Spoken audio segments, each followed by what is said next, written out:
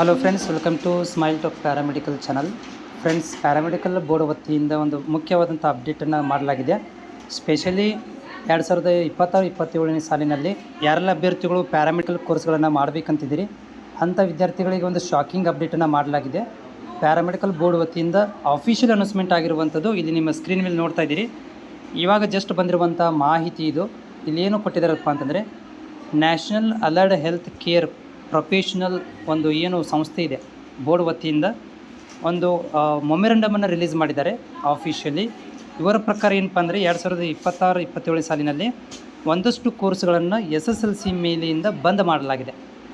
ಇದು ಹೌದು. ಇದರ ಬಗ್ಗೆ ನಾನು ಸಂಪೂರ್ಣವಾದಂಥ ಮಾಹಿತಿಯನ್ನು ಕೊಡ್ತೀನಿ. ಅಭ್ಯರ್ಥಿಗಳಿಗೆ ಚಾನಲ್ಗೆ ಹೊಸಬರಾಗಿದ್ದರೆ ಮುಂದೆ ಬರುವಂಥ ಅಪ್ಡೇಟ್ಗಳಿಗಾಗಿ ಚಾನಲ್ ಸಬ್ಸ್ಕ್ರೈಬ್ ಮಾಡಿಕೊಂಡು.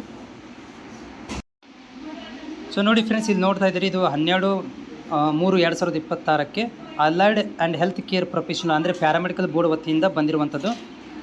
2026-27ನೇ ಸಾಲಿನಲ್ಲಿ ಶೈಕ್ಷಣಿಕ ವರ್ಷಕ್ಕೆ ಯಾರೆಲ್ಲ ಅಭ್ಯರ್ಥಿಗಳು ಅಲೈಡ್ ಹೆಲ್ತ್ ಕೇರ್ ಡಿಪ್ಲೊಮಾ ಕೋರ್ಸ್ಗಳಿಗೆ ಪ್ರವೇಶ ಅರ್ಹತಾ ಮಾನದಂಡವನ್ನು ಇವರು ಬಿಡುಗಡೆ ಮಾಡಿದ್ದಾರೆ.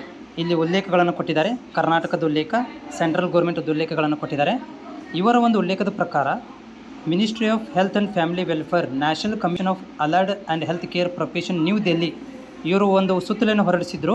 ಆ ಒಂದು ಸುತ್ತೋಲೆಯ ಪ್ರಕಾರ ಇನ್ನು ಮುಂದೆ ಕರ್ನಾಟಕದಲ್ಲಿ ಏನು ಒಂದು ಪ್ಯಾರಾಮೆಡಿಕಲ್ ಕೋರ್ಸ್ಗಳನ್ನು ನೀವು ಮಾಡಬೇಕಂತಿದ್ದೀರಿ, ಓಕೆ, ಅದರ ಹೆಸರನ್ನು ಕೂಡ ಬದಲಾವಣೆ ಮಾಡಿದ್ದಾರೆ. ಅಲೈಡ್ ಮತ್ತು ಹೆಲ್ತ್ ಕೇರ್ ಅಂತ ಹೆಸರನ್ನು ಕೊಟ್ಟಿದ್ದಾರೆ. ಮತ್ತು ಮುಂದಿನ ಅಡ್ಮಿಷನ್ ಪ್ರಕ್ರಿಯೆಯಲ್ಲಿ ಏನು ಮಾಡ್ತಾಯಿದ್ದಾರೆ ಅಂತಂದರೆ, PUC ಫಿಸಿಕ್ಸ್, ಕೆಮಿಸ್ಟ್ರಿ, ಬಯಾಲಜಿ ಅಥವಾ ಮ್ಯಾಥಮೆಟಿಕ್ಸ್ ಪಾಸ್ ಆದರೆ ಮಾತ್ರ ನಿಮ್ಮಗಳಿಗೆ ಈ ಕೆಳಗಿನ ಕೋರ್ಸ್ಗಳಿಗೆ ನೀವು ಅಡ್ಮಿಷನನ್ನು ತೊಗೋಬೋದು. ಇಲ್ಲಿ ಉಲ್ಲೇಖವನ್ನು ಕೊಟ್ಟಿದ್ದಾರೆ. ಏನಪ್ಪ ಅಂದರೆ, 1ನೇ course OT technician course, dialysis technician course ಮತ್ತು ರೇಡಿಯೋಥೆರಪಿ ಕೋರ್ಸು ಮತ್ತು ಹೆಲ್ತ್ ಇನ್ಫಾರ್ಮೇಷನ್ ಮ್ಯಾನೇಜ್ಮೆಂಟ್ ಕೋರ್ಸ್ ಅಂತ ಇದೆ. ಒಟ್ಟು 4 ಕೋರ್ಸ್ಗಳಿಗೆ ನೀವು PUC ಸೈನ್ಸ್ ಪಾಸ್ ಆಗಿದ್ದರೆ ಮಾತ್ರ ನಿಮಗೆ ಅಡ್ಮಿಷನ್ ಸಿಗುತ್ತೆ. ಮುಂದುವರಿದು DMLT, DMIT ಅಂದರೆ X ray technology, DHI medical record, ಆಮೇಲೆ ಆಪ್ಥಾಲ್ಮಿಕ್, ಆಮೇಲೆ DCM, DDH, DPT ಈ ಕೋರ್ಸ್ಗಳಿಗೆ ಇನ್ನೂವರೆಗೆ ಏನಪ್ಪ ಅಂದರೆ ಅಡ್ಮಿಷನ್ ಏನೋ ಒಂದು ಗೈಡ್ಲೈನ್ಸ್ ಇದೆ.